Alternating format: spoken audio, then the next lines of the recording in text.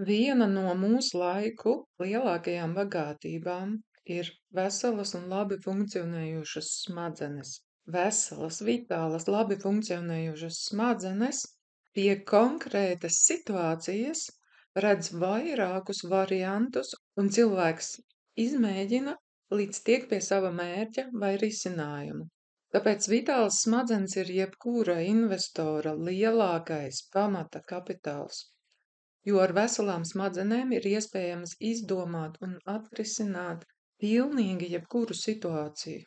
Savukārt slimas smadzenes pie tāda paša viena varianta redz tikai vienu izeju, parasti situācijas vai sistēmas noteikto. Šādi cilvēki vienreiz pamēģina un, ja nesanāk, neturpina, kā arī viņiem nepietiek fokusa, izturības un atmiņas, pieturēties pie apņemšanās.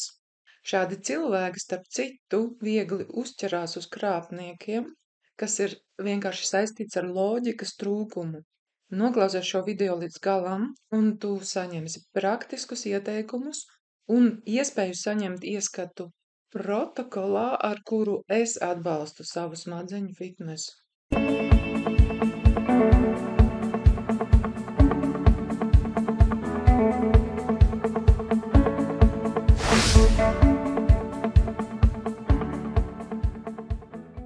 Naudas digitālā forma prasa no investoriem jaunas iemaņas. Piemēram, ja agrāk maksājumus bija iespējams veikt tikai caur oficiālajām bankām, tad šobrīd jau pilnā sparā notiek naudas maksājumi caur dažādiem transakciju pakalpojumu sniedzējiem, tā izskaitā starp tradicionālo naudu un arī kriptovalūtām. Un ar biržu palīdzību pat patiešo starp dažādu valūtu turētājiem patiešo. Jau sen ir pagājuši laiki, kad investoram bija tikai viens konts vienā bankā vai viens seifs, kur tiek glabātas visas vērtīgās lietas. Atslēgas vārds arī šeit ir plaša līdzekļu diversifikācija, tā izskaitā pa dažādiem kontiem. Un tagad svarīgākais, lai to dabūtu gatavu, ir nepieciešamas vingras jeb veselas smadzenes. Saprātīgam investoram mūsdienās ir vairāki konti pie vairākām bankām un brokeriem. Lai šo visu pārvaldītu, kaut vai atcerētos, kurā biržā vai bankā kas ir atvērts, vai kurās akcijās investēji, vai pie kādas stratēģijas pieturies un tā tālāk, ir, protams, nepieciešams veikt ierakstus statistikas pārlūkos, bet tam visam ir vajadzīgas veselas smadzenes. Saprotot, cik svarīga ir smadzeņu veselība un ka tā ir izšķirošā vērtība veiksmai investīciju pasaulē, es nebrīnos par sistēmas uzbrukumiem cilvēku veselībai, tā izskaitā smadzenēm, zarnu traktām, caur dažādām toksiskām manipulācijām, arī nekvalitatīvu ēdienu, nekvalitatīvu krāna, ūdeni, uzspiestiem medikamentiem, īpaši pēdējo 3 gadu laikā, jo notrulināts cilvēks ar toksiskām vielām automātiski arī nespēja izmantot pilnu savu smadzeņu kapitālu. Starp citu, es nezinu nevienu ilgstoši labklājīgu investoru, kas nepievērstu uzmanību ēdienu, dzērienu kvalitātei un savai veselībai. Spēja domāt un rīkoties, apziņas plašums ir vistiešākajā veidā saistīts ar mūsu fiziskā ķermeņa kopējo veselības stāvokli. Un tagad pozitīvais - veselas smadzenes nav tikai iedzimtības faktors. Veselas smadzenes ir gudrība, zināšanas, kā tās dzīves laikā uzturēt tā, lai tās varētu veikt savas no dabas paredzētās funkcijas, kas ir domāt, spriest, rīkoties, koncentrēties, atcerēties un izdarīt loģiskus secinājumus. Un tagad es atļaušos uzskaitīt to, kas pēc manām domām ir vajadzīgs veselām smadzenēm. Pirmām kārtām tas ir tīrs ūdens, jo dehidratētas smadzenes vienkārši nefunkcionē. Taukskābes, kvalitatīvas taukskābes, noteiktas aminoskābes, ir vairāki pētījumi, kuri parāda, ka cilvēki 80, 90 gadu vecumā saglabā augstu fokusu, atmiņu, dzīvesprieku, enerģiju, tad, ja viņi uzņem organismā noteiktas aminoskābes.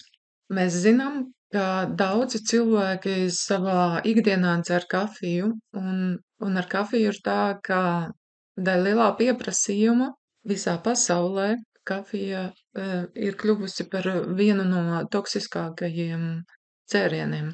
Citādāk, jā, kafijai piemīt šīs īpašības palīdzēt uzturēt fokusu, pātrināt vielu maiņu, paplašināt asinsvadus. Tā tiek ieteikta pat pie noteiktām smadzeņu saslimšanām, bet ir viens liels bet tikai tad, ja šī kafija ir kvalitatīva. Vēl ir virkne augu un minerālu vielu, kas pozitīvi iedarbojās uz smadzeņu darbības regulāciju.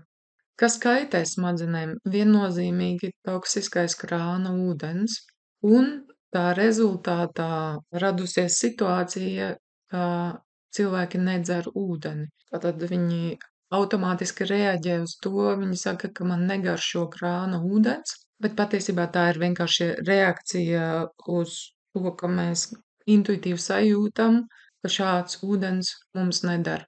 Toksiski dzērieni, alkohols, tāpat tās arī rūpnieciski ražots toksisks ēdiens mūs apdullina un padara dumjus. Ļoti svarīga lieta, un tas tev visdrīzāk nepatiks, ir parasto zobārstu kļūdas mutes dobumā. Tātad, ja tev mutē ir sudraba, dzīvsudraba plombas, nedzīvi pūstoši zobi, tie ir tie zobi, kur zobārsts ar garām adatām strīķē tev žokļa kaulu un sapilda kanālus ar toksiskām vielām, un tā kā tas atrodas principā blakus smadzenēm, tad iekaisīgie pūstošie procesi, protams, ka traucē arī tavu smadzeņu darbību. Pie šī posta vēl pieder titāna implanti, tātad metāla skrūves, kas tiek ieskrūvētas žokļa kaulā, un ja tev ir rauti gudrības zobi, tad kaula caurumos veidojās tā saucamās kavitācijas kabatas, kur arī notiek pūstoši procesi. Un vēl vienreiz, tā kā žokļa kauls atrodas blakus smadzenēm, tad jebkuras kļūdas šajā jomā atstāja iespaidu uz mūsu domāšanas kapacitāti. Nākamais ir parazitārais un īpaši smadzeņu parazītu sloks, piemēram, borelioze, babēzijas, īpaši kaķu īpašniekiem toksoplazmoze. Un tad, protams, visam pa virsu vēl toksiskais sloks no medikamentiem, tā izskaitā pēdējo 3 gadus izdarītais spiediens no medicīniskajām manipulācijām. Kā tad izpaužās uzvedība bojātām smadzenēm? Visfatālākais priekš investoriem ir šis te pirmais punkts, ka tā ir atmiņas pasliktināšanās, īpaši īslaicīgās atmiņas pasliktināšanās.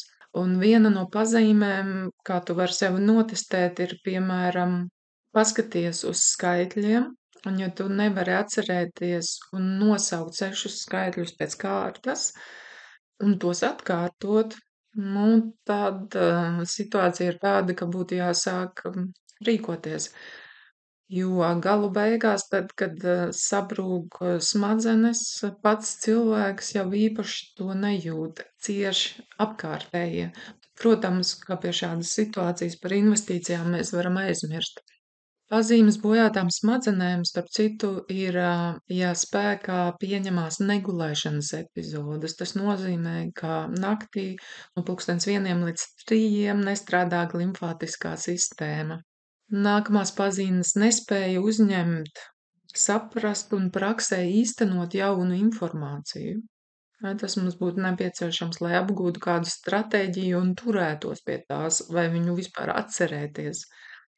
Galvas reibšana, līdzsvara zaudēšana, tīdoša sajūta, kad esi izgājis no mājām, vai ir aizslēgtas durvis, vai izslēgts gludeklis, vai kaut kas cits, ja tas tev piemīt, tad tu zini, cik tas var būt traucējoši.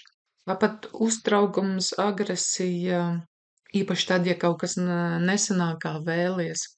Depresīvas un neko nedarīšanas epizodes, piemēram, visu dienu sēdēt telefonā, datorā un neko nedarot. Interesanta lieta ir arī nespēja pasmaidīt, smieties, jokot, norāda uz toksisku slogu organismā. Visādas trakas idejas, kas ved tālāk uz garīgu sabrukumu, piemēram, ideja, ka nevajag ēst vai var pārtikt tikai no saules, vai arī visu savu līdzekļu zaudēšana caur nesaprātīgiem ieguldījumiem krāpnieciskās schēmās. Parasti šīs schēmas ir tādas, kur kāds cits it kā investē tavā vietā un apsola tev no tā kaut kādu ieguvumu. Šādas izvēles krāpnieciskos projektos investēt lielas summas balstās atkal loģikas un spriešanas trūkumā. Un atceries, ka nekad nevienam nav interese investēt tavā vietā un pavairot tavu kapitālu, katram ir interese pavairot savu kapitālu. Skaudrā patiesība ir tā, ka, ja nefunkcionē mūsu smadzenes, tad nekādas ilglaicīgas investīcijas nesanāks. Arī smēķējošs, dzerošs investors kādu brīdi var saglabāt savu situāciju, tomēr ilglaicīgi reālajā situācijā šāds dzīvesveids visdrīzāk beigsies ar līdzekļu zaudēšanu vai vienkārši ķermenis pārstās funkcionēt. Tātad veiksmīgas investīcijas iet roku rokā ar kopējo ķermeņa veselību un, protams, smadzeņu fitnesu. Es pati pievēršu uzmanību vairākām lietām, lai turētu savas smadzenes labā fokusā. Un, ja vēlies uzzināt, ar kādiem dabīgiem un vienkāršiem ikdienas līdzekļiem es atbalstu savu smadzeņu funkcionēšanu, jā, tad raksti uz manu e-pastu kapitalakods@gmail.com, norādi smadzeņu fitnes investoriem, un es tev nosūtīšu savu stratēģiju un smadzeņu detoksu plānu, kā es uzturu savas smadzenes maksimāli labā veselībā, un es pievienošu arī īsu skaidrojumu, kāpēc tas priekš manis darbojās.